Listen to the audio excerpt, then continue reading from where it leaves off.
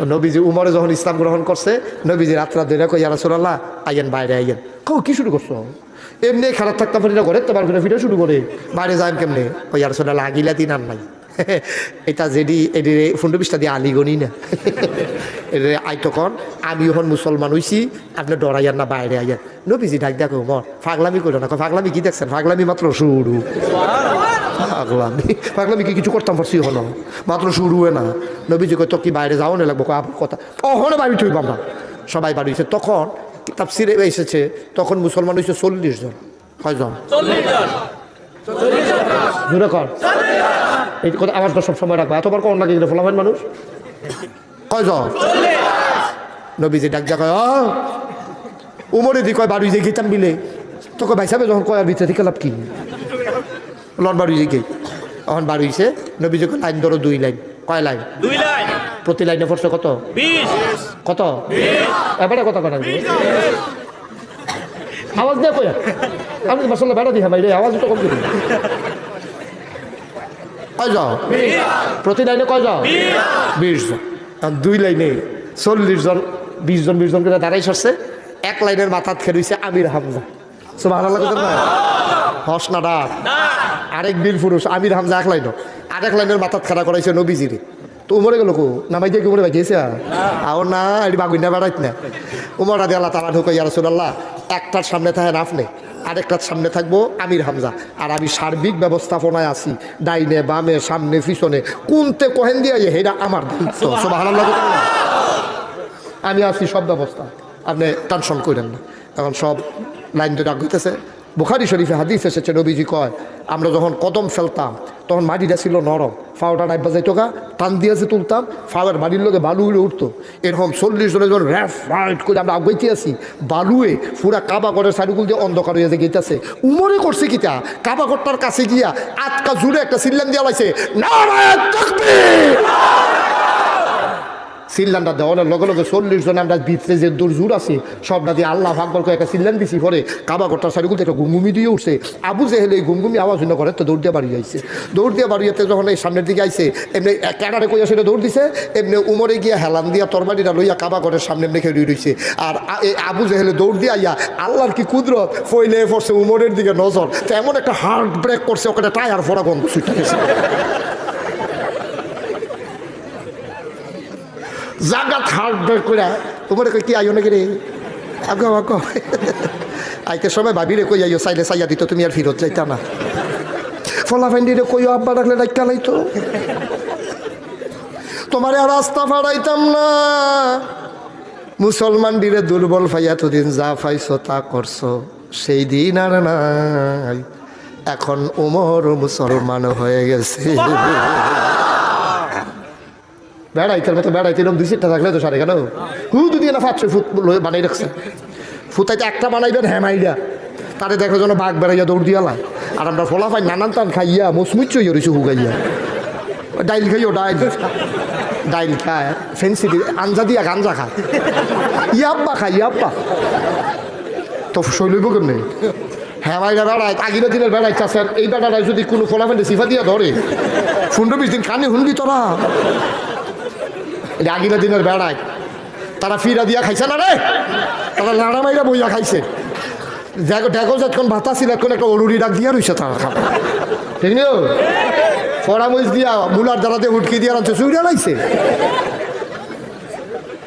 আর ওখানের ফলা পায় ওই ফেন্সি দিল ইয়াব্বা খায় গাঞ্জা খায় ও শিব্বের দল কয় এটা দুইটা ফ্যানওয়ালা ফহিল আমার এখন দিত ফলা ফ্যান বেড়া তোর ওইবি বাঘের বাচ্চা মুসলমানের ফুটায় তোর ওইবি এক একটা বাঘের বাচ্চার মতো ইসলাম গ্রহণ করার পরে পুরা মক্কাটারে কাপ দেওয়াই লাইছে। আর 250 কোটি মুসলমান থাকার পরে আজকে কাফের বেদিনারা আমাদেরকে অত্যাচার করে নির্যাতন করে, শুধু মুসলমান যুবকগুলো আজকে দুর্বল বলে ঠিক কিনা বলো। এক উমরে পুরা লাড়া ফড়াই লাইছে আর তোরা কিতা ওইলি বেড়া। নবীজি যখন দেখছে যে উমরের নমুনা দেখতে আবু জেহেল বেড়াই আগায় না, নবীজি চিল্লাম দেখো তুমি আজকে থেকে শুধু উমর না তুমি উমরে ফারুক, তুমি হলো সত্য মিথ্যার মাঝে পার্থক্যকারী। সুবহান বানাই না গল্প মনে করো বাস্তব কথা শুনেছ। এই উমর আবু বকরের এই নবীজির এন্তেকালের পরে আবু বকর হইল খলিফা, আবু বকরের এন্তেকালের পরে হয়েছে উমর খলিফা। সুবহানাল্লাহ। ওমর খলিফা হইছে পরে। আহা, উমর কীরকম খলিফা ছিল! আপনাদের সহ তো চেয়ারম্যান সাহেব আবার মনে কষ্ট নিয়েন না, উফরে পড়তেছে বস। আপনাদের সহ তো মেম্বার আছে, চেয়ারম্যান আছে, আসেনিও, মন্ত্রী এমপি আসেনি, প্রধানমন্ত্রী রাষ্ট্রপতি আসেনি। দেখেন উমর যখন প্রেসিডেন্ট, তখন মুসলমানদের দখলে ছিল 33 লক্ষ বর্গ মাইল জায়গা। সুবহানাল্লাহ কথা না? বাংলাদেশটা হলো 56,000 বর্গ মাইল। ছিটমহল পরিবর্তনের কারণে কিছুটা আরও কমে গেছে। তাইলে বাংলাদেশ মনে করেন 50,000, আর উমরেরটা মনে করেন 33 জায়গা 30 লাখ। তো 30 লাখ বর্গ মাইল জায়গার প্রেসিডেন্ট ছিলেন উমর। আর 50,000-এরটা মনে করেন আমরা। তাহলে 50-এর যদি একটা দেশ 50 হয়, 33 দিয়ে কয়টা বানানো যায়? 60টা। 30 দিয়ে কয়টা বানানো যায়? কথা কয় না, 60টা দেশ বানান যায়। মনে করেন 60টা দেশ, বাংলাদেশটার মতো 60টা দেশের প্রেসিডেন্ট ছিল হযরত বেটাটা হস না রাত কি বেটাটা কি দেশটা। এই উমরে সন্ধ্যার পরে ভাত খাইয়ে আসার নামাজ পড়ে গুদুর হইতা সেটা রাইতে 9টা 10টা 11টা বাজে উঠলে আবার উঠতে সেটা সামরার একটা সাবুক আছে নিজের, এই সাবুকটা লইয়া এই রাস্তার মধ্যে আড়া শুরু করতো। এই মুরাদনগরতে আইতো মুসাগারা, কোনোদিন যাইতো নবীপুর, কোনোদিন যাইতো আপনার ওই বরাশাল, কোনোদিন শ্রীকাইল, কোনোদিন যাত্রাপুর, কোনোদিন ওই একবারে মেটংগড়ের হেগুল দিয়া একেবারে নবীনগরের রাস্তার মাথা পর্যন্ত। মনে করেন মুরাদনগরটা উমরের আর কি। এই কোনোদিন জায়গা ওই ফান্ডার ফুলের কাছে, কোনোদিন এরকম গুড়া ফুরাটা দেশ তিনি রাতের বেলা পাহারা দিত। আল্লাহর কি কুদরত! একদিন রাত্রে বেলা উনি আড়া শুরু করছে, হাঁটতে হাঁটতে হাঁটতে হাঁটতে একবারে গ্রাম সাইডে বর্ডার এলাকায় চলে গেছে। বর্ডার বেল্টে গিয়া দূরের থেকে তাকাইয়া দেখে ধুধু মরুভূমি, কোনো বাড়ি নাই, ঘর নাই, মরুভূমির মাঝে শুধু একটা তাবু দেখা যায়। তাবুটা কাপড়ের, এটা আবার সিরা। এটা কি সিরা? জায়গায় জায়গায় সিরা দেখে যে মিটি মিটি আলু জ্বলে, ওই সিরা জায়গাটা দেখে কিছু আলু বাড়িতে আছে। আর গঙ্গানি বাচ্চা কাচ্চা কানলে যেরকম এরকম আওয়াজ শোনা যায়। উমরের চিন্তা করলো কি তারে, এই এত আলগা জায়গাত, নির্জন জায়গাত একটা তাবু, আবার বাচ্চাদের কান্নাও শোনা যায়। উমরে ডরাইছে, দিছে দৌড়তে তাবুটার কান্নাত গেছে। গিয়া সেটা দেখে সিরা জায়গা দিয়া সুহি দিয়া চাইয়া দেখে 2টা বাচ্চা আর একটা মা, কোনো পুরুষ লোক নাই। বাচ্চাটি কানতে আছে, ফ্যাটটা মাটিত লাগাইয়া উবুত তুইয়া ফাত্তর একটা দিয়া ফেটের তোলে কানতে আছে আর কইতে আছে, আম্মা আম্মা আম্মা আম্মা গো, 3 দিন হয় কোনো খাবার খাই না গো আম্মা। ও আম্মা আম্মা, এতদিন কাফেরের দেশে ছিলাম গো আম্মা, তুমি না বলেছো মুসলমানের দেশে খানার অভাব নাই। কাফেরের দেশে খানা নাই, মুসলমানের দেশে খানার অভাব নাই। আম্মা গো, ও আম্মা, কাফেরের দেশে খানা পাই নাই, এই জন্য আজকে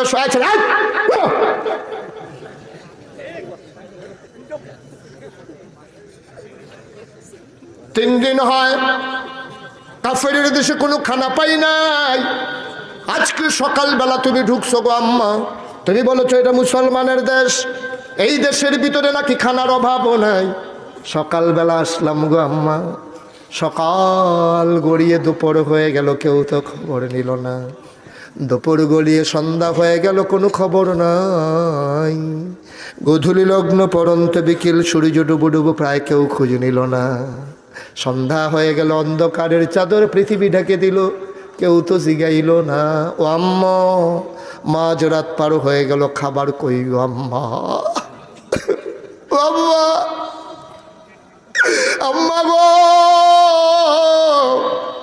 খাবার নাই গো আম্মা, খিদার জ্বালা তো আর সইতে পারি না, জলদি করে খাবার দাও, নাইলে বাঁচবো না। বাচ্চাগুলা মা মা করে কান্দে। আহারে মা, মায়ের দমন মানে না, বাচ্চার জন্য মায়ের কি টান! সুবহানাল্লাহ সুবহানাল্লাহ। বাচ্চার জন্য কি টান!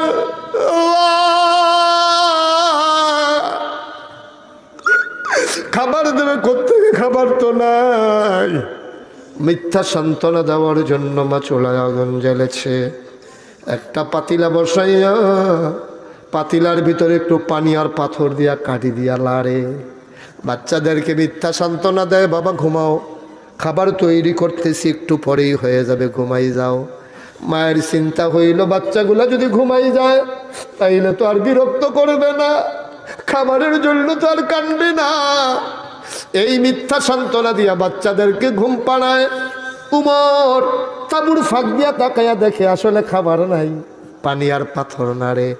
মা অন্যদিকে ফিরা আঁচলে তার চোখ মুছে, মায়ের তো কলিজায় মানে না, বাচ্চাগুলা কাঁদতেছে। উমর এই দৃশ্য দেখা কলিজায় আর মানে না, উঠা দিছে দৌড়। দৌড়তে দৌড়তে দৌড়তে দৌড়তে চলে গেল মদিনায়, যেখানে খাদ্য গোডাউন তালা দেওয়া। চাবিওয়ালারে ডাক দিয়া উঠাইছে, চাবিওয়ালা লাভ দিয়া উঠছে।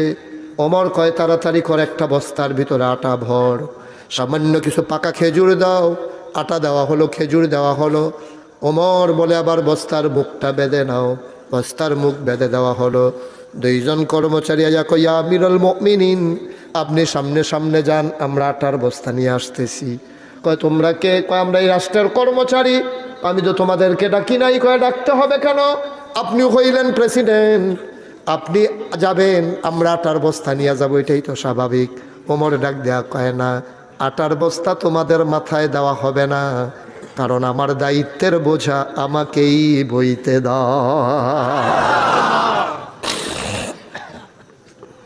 আমার কয় সম্ভব।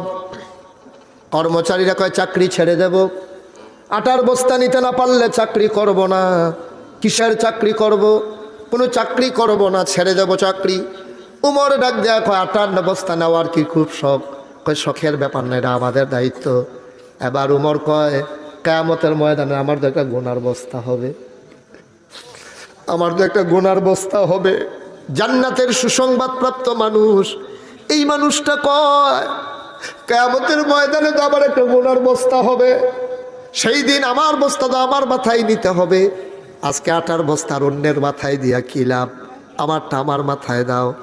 কর্মচারীরা আটার বস্তা নিতে চাইলে দেব, তবে শর্ত হইল যদি তোমরা কিয়ামতের ময়দানে আমার গোনার বস্তা নিতে রাজি হও। কিয়ামতের ময়দানে যদি গোনার বস্তা নিতে রাজি হও, তাইলে আমি আটার বস্তা তোমাদের মাথায় দিয়ে দেব। এখন আর কেউ আগায় না। দুইজন ধরাধরি করে ওমরের মাথায় আটার বস্তা উঠাই দিলেন। ওমর আটার বস্তা নিয়ে এবার দৌড় শুরু করেছে। আকাশে একটা চাঁদ ছিল, চাঁদটা লজ্জা পেয়ে গেছে। অর্ধ পৃথিবীর প্রেসিডেন্ট ওমর আটার বস্তা নিয়ে দৌড়া। ফেরেশতারা ডাক দেয়া কয় মাওলা ও রব্বে করিম,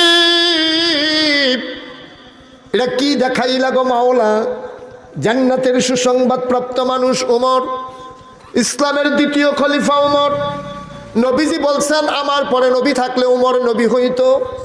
এই মানুষটা আটার বস্তা নিয়ে দৌড়ায়। দৌড়তে দৌড়তে দৌড়তে দৌড়তে দৌড়তে দৌড়তে দৌড়তে ওমর চলে গেলেন একবারে ওই তাঁবুর সামনে। তাঁবুর সামনে দাঁড়ায় ওমর কয় আসসালামু আলাইকুম। ভেতর থেকে মহিলা কয় ওয়ালাইকুম আসসালাম।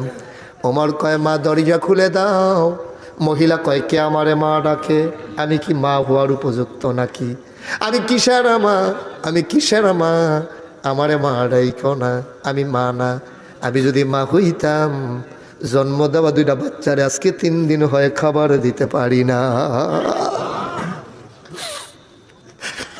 আমি কিসের মা? আমি কিসের মা?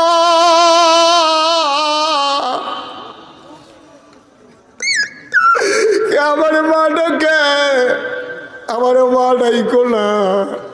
আমার ডাক দেয়া কয় মা দরজা খুলো গো মা। মহিলা মনে করেছে মরুভূমির কোনো পথিক, নিশ্চয়ই সাহায্যের জন্য এসেছে। মহিলা ডাক দেয়া কয় বাবা আমারে তুমি এমনি ডাইকো না, ঘরে কোনো খাবার নাই, তোমাকে দিতে পারবো না।